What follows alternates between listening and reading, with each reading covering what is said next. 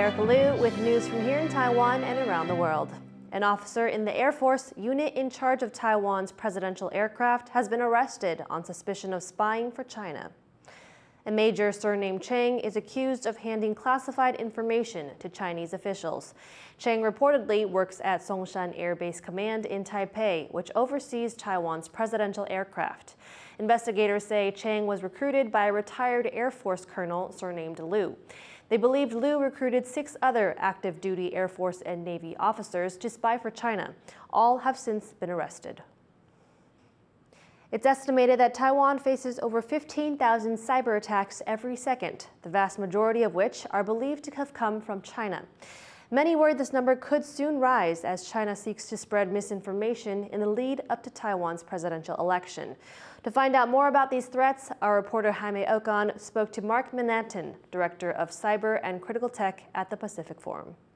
Can you talk a little bit about how significant the threat of a cyber attack is to a society or to a military? We have to be very careful about how we qualify cyber attacks because it could mean so many things and has implications.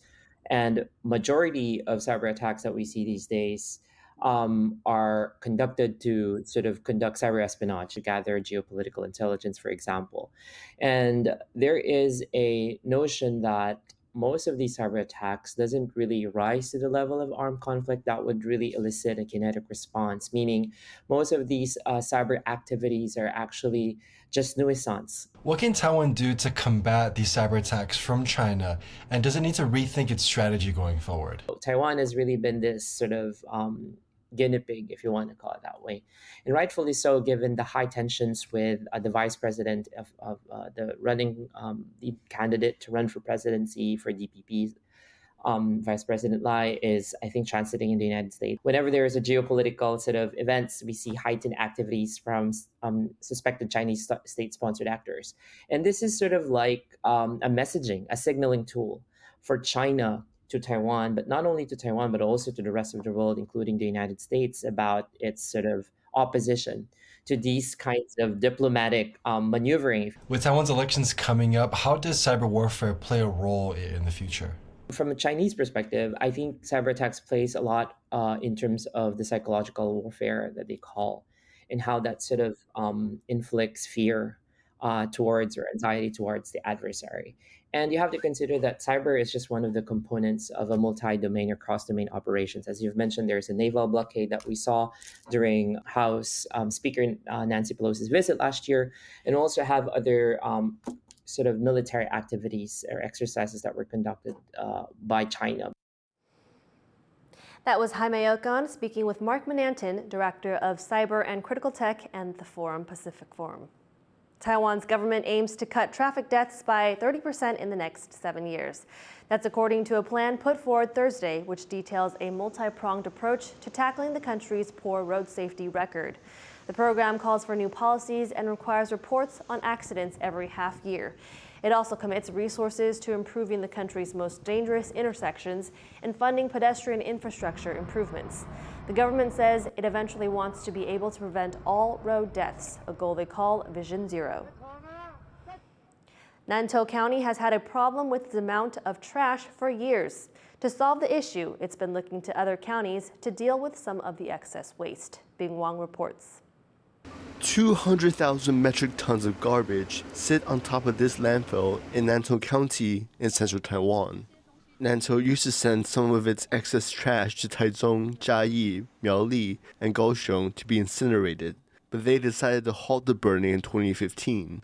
Without any way to remove the waste, Nantou asked the Environmental Protection Administration to find other places with incinerators. It then turned to Taidong earlier this year. The Eastern County had just restarted an incinerator that had long stood dormant. It was a move that stirred controversy. Residents complained about the pollution it would cause. At the time, Taidong's government assured them it would monitor the operation and would not burn garbage from other counties and cities.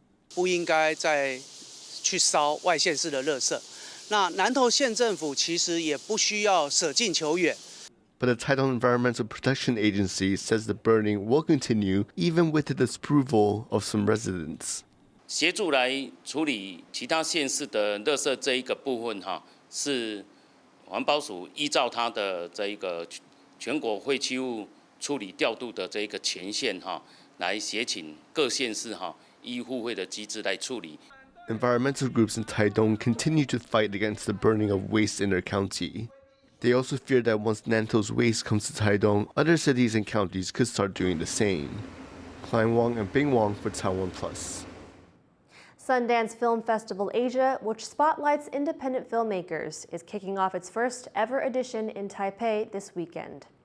Sundance is famous for uncovering rising talent and launching careers in Hollywood and beyond. This year's cohort of new directors who've already dazzled Sundance in the U.S. have arrived to meet their counterparts in Taiwan. Some highlights of this weekend include panels with producers of international blockbusters, as well as a short film competition for Taiwanese entries. Organizers say the contest is a unique opportunity for emerging local talent to showcase their works internationally. I think that there's so much that is happening here in Taipei that is energetic and very positive around filmmaking, and I think there's so much talent globally, and so part of us being here in Taiwan and having a festival in Asia is to really support artists globally. A new Taiwanese supernatural mystery comedy is proving a big hit among Asian Netflix subscribers. Hey, 老公。 The movie Marry My Dead Body tells the story of a ghost marriage between a dead gay man and a homophobic straight police officer. The two join forces to find who is behind the man's death.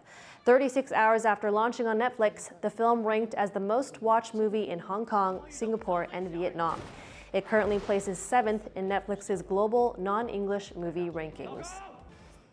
Thor strikes again, but not the lightning-channeling Thor we know from the Marvel comics.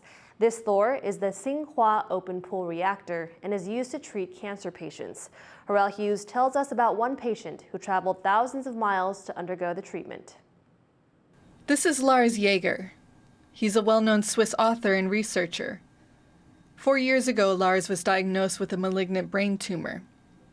Unable to get rid of the tumor closer to home, he traveled to Taiwan for an experimental treatment using a nuclear reactor. And in less than 25 minutes, the operation was done. 膨动质捕获治疗，它是一个放射线的照射治疗，它是不需要动外科手术的。细胞外的这个正常细胞，因为它吃的含硼药物少，所以它的伤害性就小。 那就可以达到所谓的标靶治疗的效果。 Boron neutron capture therapy is currently available at National Tsinghua University in the northern city of Hsinchu. The process is simple and low risk. Doctors inject patients with amino acids treated with isotope boron-10. These are absorbed by the tumor cells. Once exposed to the reactor's neutron beam, the boron explodes. The tiny blast kills the nearby cancer cells, but leaves the healthy ones unharmed. This is the treatment Lars traveled to Taiwan for. 他自己本身也去有搜寻这个资料知道我们台湾现在在 BNCT 治疗方面它的人数技术都是纯熟的。 The treatment uses a nuclear reactor called the Tsinghua Open Pool Reactor, or THOR, and its success rates have been impressive. So far, 60% of patients have seen their tumors shrink or even disappear completely. The facility has treated over 300 patients since its opening in 2010. That includes Lars, who is all smiles as he leaves the treatment center, thanking his medical team. Andy Shui and Erika Liu for TaiwanPlus. Thank you for watching What's Up Taiwan. Remember to download the TaiwanPlus app for more stories from Taiwan and around the world. Finally today, we leave you with images of 2-month-old Sumatran tiger cubs at Frankfurt Zoo. I'm Erika Liu. Take care and see you next time.